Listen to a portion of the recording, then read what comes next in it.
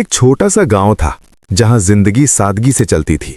लोग मेहनत करते, खेतों में पसीना बहाते और शाम को थककर घर लौट आते। गांव के बीच से एक कच्चा रास्ता गुजरता था जो पास के बाजार तक जाता था। यही रास्ता गांव की सबसे बड़ी मजबूरी था। उस पर न कोई पेड़ था, न कोई छाया। गर्मियों में वो रास्ता आग उगलता था। दोपहर में उस पर चलना किसी सजा से कम नहीं था, लेकिन बाजार जाना जरूरी था, इसलिए लोग मजबूरी में उसी रास्ते से गुजरते। उसी गांव में रहता था दीपक, साधारण सा युवक, न ज्यादा पढ़ा लिखा न अमीर, लेकिन उसका मन बहुत गहरा था। उसे प्रकृति से बहुत लगाव था। उसके घर के पीछे छोटा सा आंगन था जिसमें वो तरह तरह के पौधे लगाता। सुबह उठते ही सबसे पहले वो उन्हीं पौधों को पानी देता। लोग कहते थे, दीपक जहां हाथ लगाता है वहां हरियाली आ जाती है। एक दिन दोपहर में दीपक बाजार से लौट रहा था। धूप इतनी तेज थी कि सिर चकराने लगा। तभी उसने देखा एक बूढ़ा आदमी रास्ते के किनारे बैठा हाँफ रहा था। दीपक का दिल कांप उठा।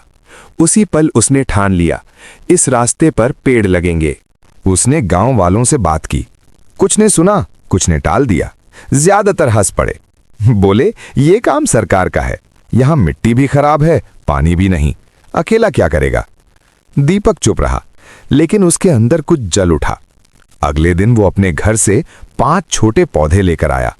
रास्ते के किनारे गड्ढे खोदने लगा।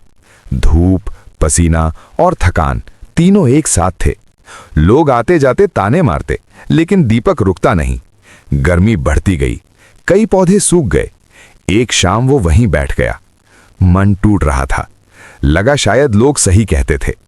तभी उसने देखा एक पौधे पर नई कोपल निकल आई थी, बहुत छोटी लेकिन जिंदा।